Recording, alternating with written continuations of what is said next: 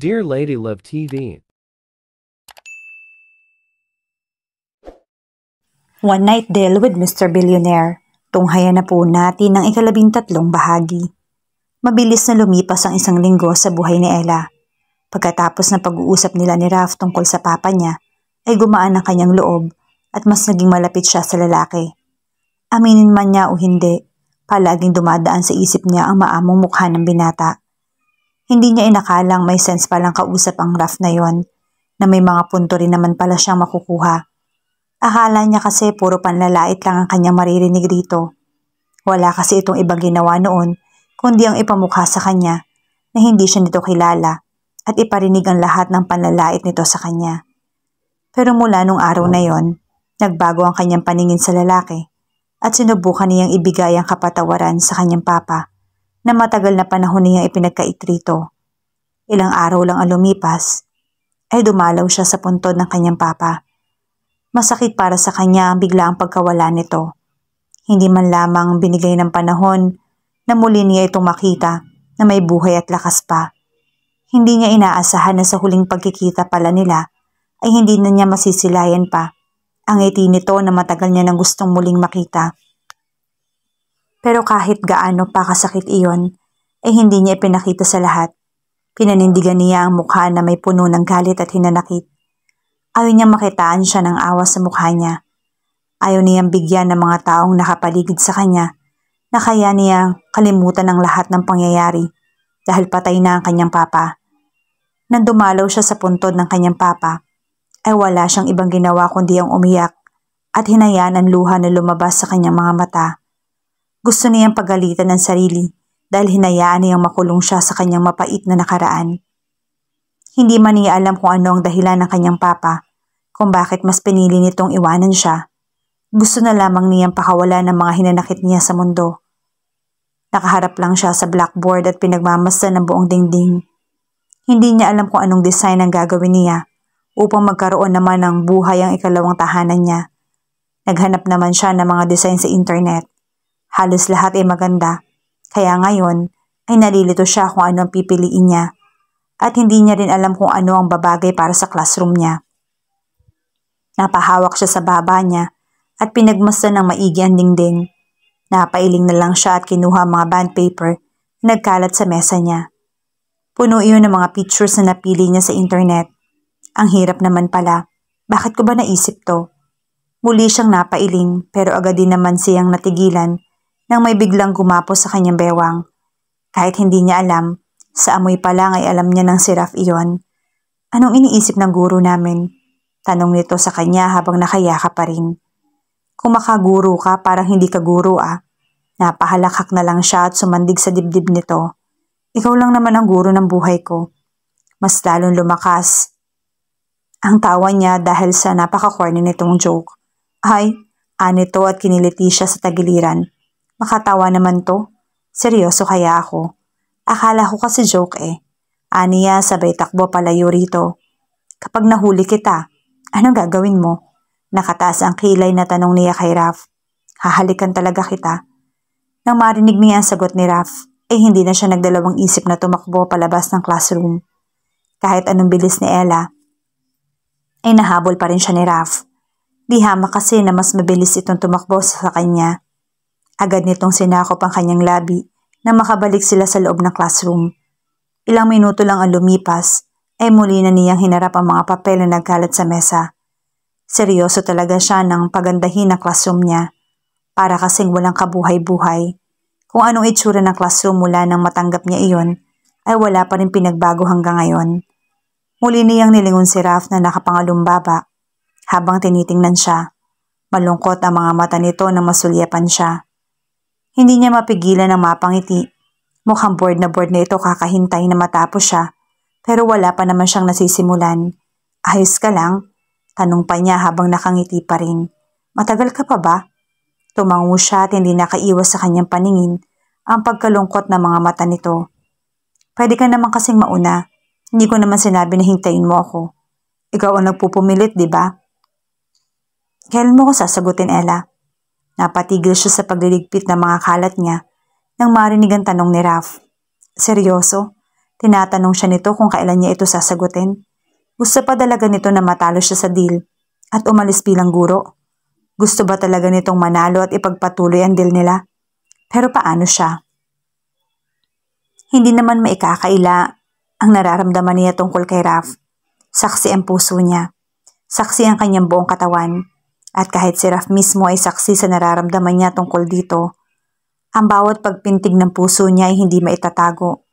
Hindi maikakaila na tuwing malapit sa kanya si Raf, ay bumibilis ang pagpintig niyon. Tuwing naririnig niya ang boses ni Raf na binibigkas ang pangalan niya, ay kusang umingiti ang kanyang mga labi. Ngunit tuwing naaalala niya ang deal nila ng binata, ay nawawala yun ng kusa. Tuwing naaalala niya na laro lang pala ang lahat, ay hindi rin maiwasan na animoy kumirot sa dibdib niya. Bago ko sagutin ang tanong mo, may gusto lang sana akong hilingin. Aniya habang hindi nililingon ng binata. Narinig niya ang pagbuntong hininga nito at ang mga yapak nito palapit sa kanya. Hindi niya alam kung kaya niya itong tuparin. Lalo na yung hiling niya pero nagbabaka sakali lang siya. Ano ba yun? Gusto ko sanang tumikim siya. Gusto ko sanang hilingin na itigil na ang deal natin. Hindi siya nakarinig ng sagot galing kay Raf. Hindi siya nakarinig kahit na pagbuntong hininga lang nito. Pumikit na lamang siya at idiniin ang mga labi. Ayokong umalis ka sa trabaho, Raf. Hindi ko alam kung saan kami pupulutin ni Mama kapag umalis ako rito. Halos tumigil na mga customer ni Mama sa paglalabada niya. Paano na lang kami kung naputol ang sasabihin niya na yakapin siya ni Raf mula sa likuran. Ipinatong nito ang baba sa kanyang balikat at hinigpitan ang yakap. Nakalimutan ko na ang deal natin. Lahat ng ipinapakita ko sa iyo ay totoo. Hindi ko ito ginagawa kasi gusto kong manalo sa deal. Ni hindi ko na nga natatandaan kung anong makukuha ko kapag nanalo ako eh. Inabot nito ang kamay niya at kinulong sa mga kamay nito. Totoo itong nararamdaman ko. Hindi ko alam kung kailan nagsimula. Naramdaman ko na lang na ikaw na ang tinitibok ng puso ko. Sinasabi mo ba na mahal mo? Mahal kita. Anito at iginiya siya paharap dito. Mahal kita. Hindi niya mapigilan ang ngumiti at hinaplos ang mukha ni Raf. Ang ganda ng mga mata nito na para bang hinihikayat siya na basahin ang nararamdaman nito. Bakit ang gwapo mo? Mahal kita, Ella. May deal man o wala. Hindi na siya naghintay na ito pa mismo ang humalik sa kanya. Inabot niya ang labi ng binata at pinaramdam rito kung gaano niya ito kamahal. Gusto mo? Nakangiting tanong ni Ella kay Raf habang hawak ang isang chocolate na bigay din naman ito. 2 araw na ang lumipas mula nang sagutin niya si Raf. 2 araw na ang mabilis na lumipas, pero pakiramdam pa rin niya ay para ngayon lang niya sinagot si Raf. Mas talo lang ito naging sweet sa kanya at binibigyan siya ng kung ano-ano. Kahit anong tanggi niya ay pinipilit pa rin ito na tanggapin niya. Bigay ko yan sa iyo kahapon, diba? Takang tanong nito sa kanya. Hindi mo pa pala nakakain. Gusto ba akong magka-diabetes? Puro matatamis ng binibigay mo. Magugulat ka na lang na hindi na gumagaling ang mga sugat ko. Dahan-dahan din kasi, no? Tumawa lang ito sa sinabi niya at niyakap siya. Nasa isang park sila gaya ng gusto ng lalaki na puntahan nila ngayon. Pagkatapos ng trabaho nila ay dumiretso sila sa park. Hoy, nasa public tayo. Mahina niyang bulong sa lalaki at pilit na inalis ang mga braso nito sa bewang niya. Pero mas lalo lang hinigpitan ni Raf ang pagkakayakap nito sa kanya. Pakialam ko ba, Raf? Ano rin bang pakialam nila kung yakapin kita? Inosente nitong tanong sa kanya. Makukulong ba ako kapag niyakap kita rito? May magagalit ba kapag niyakap kita sa public place? Girlfriend naman kita, hindi ba? Bawal ba? Hindi naman sa ganon. Then let me hug you. Wala siyang ibang ginawa kundi hayaan na lamang ang lalaki na yakapin siya. Binuksan na lamang niya ang chocolate at kumagat doon.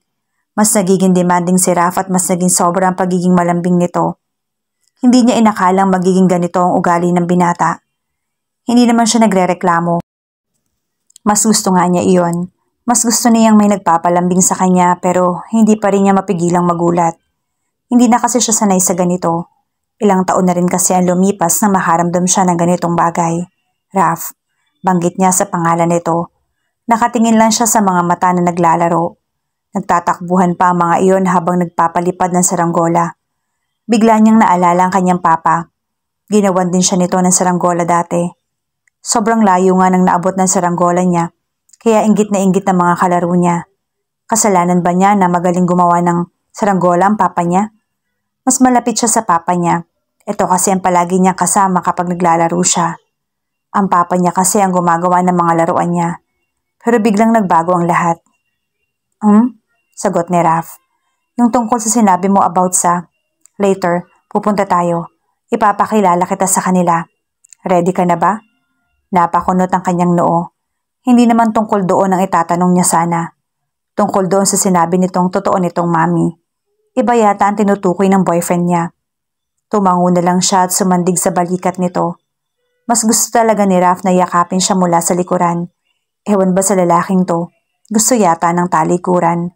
Mababait ang mga kaibigan ko, pero gusto ko ulit na magpa-remind na hindi ako lalapit sa mga kaibigan mo kapag wala ka, na hindi ako iinom kapag balak uminom ng mga kaibigan mo, na sa iyo lang ako dapat tumabi, na hindi ako tatanggap ng... Inabot ni Raph ang kanyang lieg at bahagya siya nitong kinagat. Mabilis naman niyang inipit ang kanyang lieg upang hindi siya nito muling makagat. Ang talino talaga ng girlfriend ko. Ilang beses mo na kasing nabanggit ang rules mo ngayong araw. Memorize ko na talaga. Pasensya na. Mahal lang talaga kita. Pero mababait naman yung mga kaibigan ko. Sobrang harmless sila.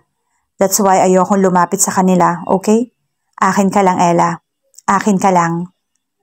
Mahigpit ng pagkakakapit ni Ella sa baywang ni Raph habang sakay sila sa motor nito.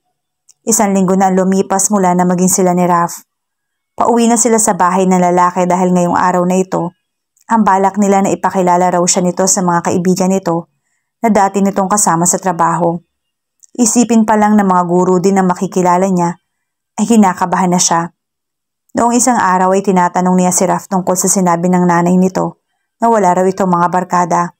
Nagtataka lang siya dahil bakit hindi kilala ng nanay nito ang mga sinasabi ni Raph na kaibigan na raw kuno nito. Taga-ibang barangay daw kasi ang mga kaibigan ng nobyo, kaya hindi pa nadadalaw sa bahay nito at hindi pa nito napapakilala sa sarili nitong nanay. Hindi na lang niya muling nagawang magtanong pa. Sa bagay, hindi nga rin kilala ng mama niya ang best friend niya noon. Mabuti na lang pala at hindi niya pinakilala.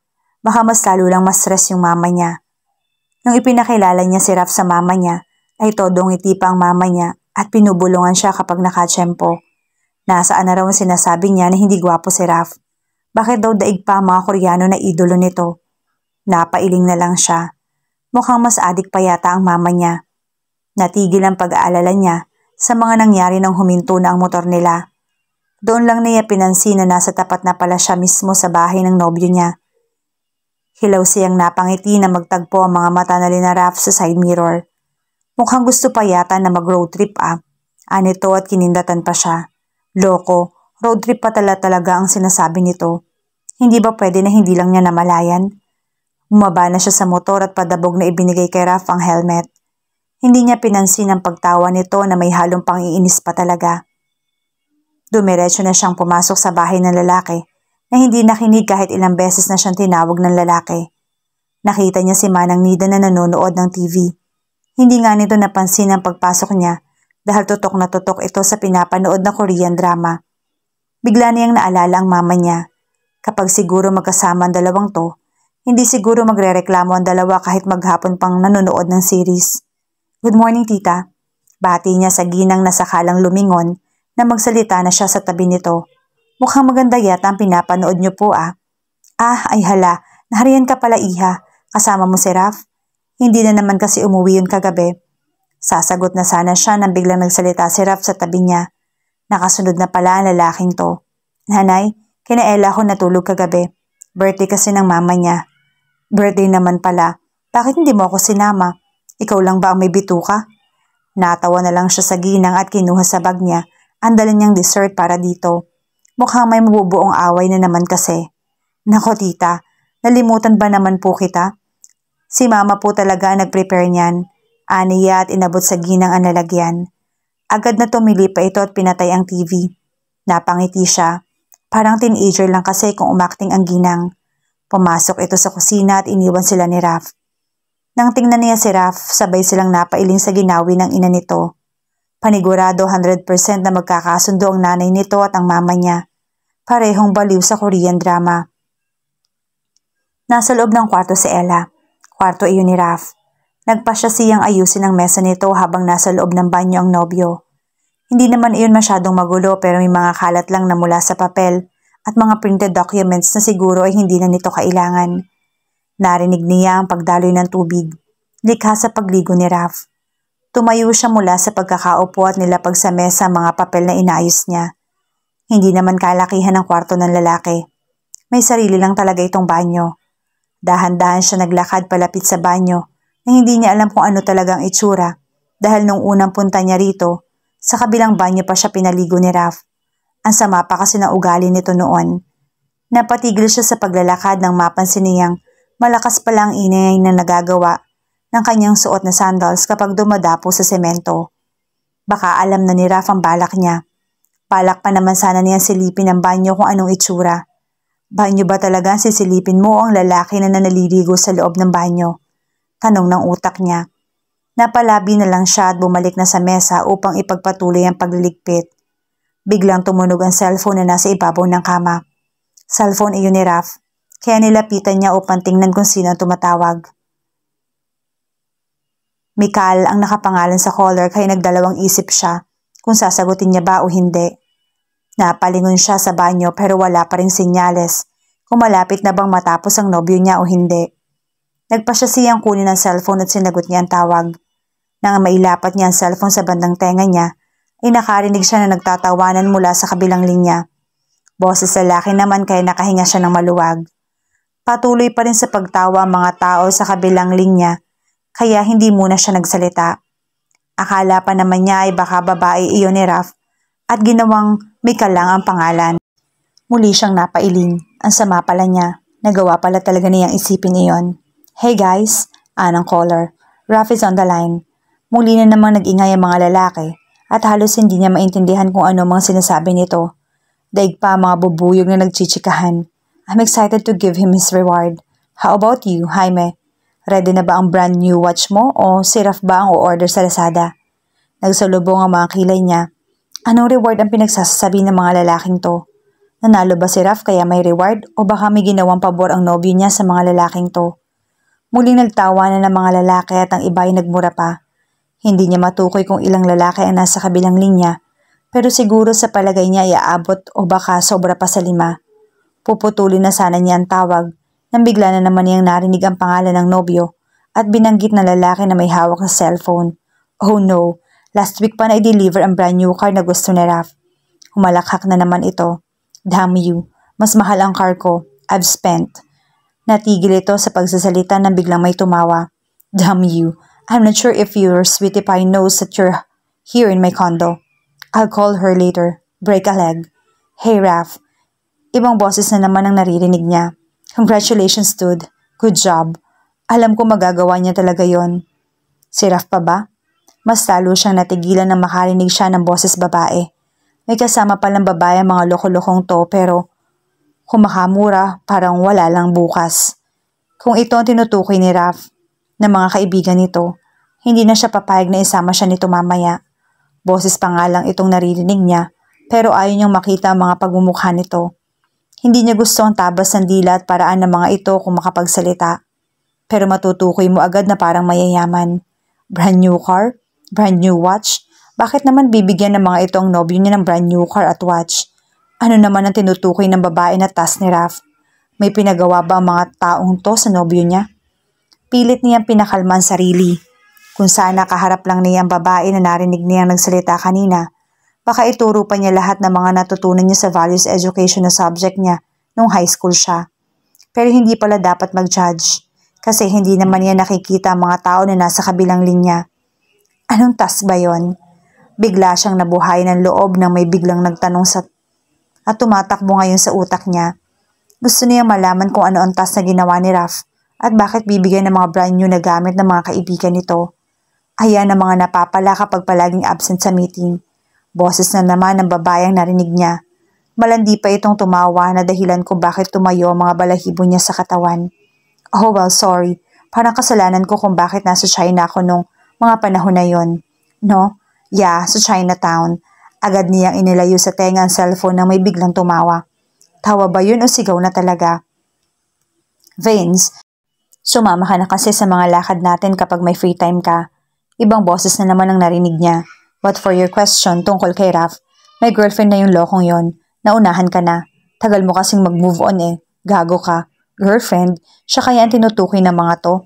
Sinabihan na kaya ni Raph ang mga kaibigan nito? So mga teacher pala mga naririnig niya nag-uusap. Pero bakit parang hindi teacher? Wala akong pakialam kahit ako na lang ang walang girlfriend. Kasi ikaw na lang naman talaga. Magmadali ka na. Bigla na namang nagtawanan ng mga tao. Nanatili lang siyang tahimik habang nakikinig sa pag-uusap ng mga nasa kabilang linya. Yun na ba ang task? Ang dali lang naman pala eh. Bakit kay Raph niyo binigay yan? At brand new car pa talaga ang reward? Hindi na niya matukoy kung sino nagsalita. Halos magkakapareho na lang ang boses. May twist kasi yon. Alam mo kung ano? Twist? Task? Girlfriend? Ibig bang sabihin ng mga kaibigan ni Raph ay task lang ang nobyo niya kaya siya nito niligawan? At ang pinakamalala, may twist pa. Laro lang ba talaga ang lahat? Mapait niya idiniin ng mga labi niya. Parang ayaw niya nang marinig ang twist na sinasabi ng babae na nagsasalita ngayon. Ang lakas ng pagkabog ng puso niya na mas naging malakas pa sa tanawanan ng mga nasa kabilang linya. Ano? Yung deal nila sa babae na yon. Unfortunately, kailangan ng babae na umalis sa trabaho upang ang lahat ng sweldo ay mapunta kay Raph.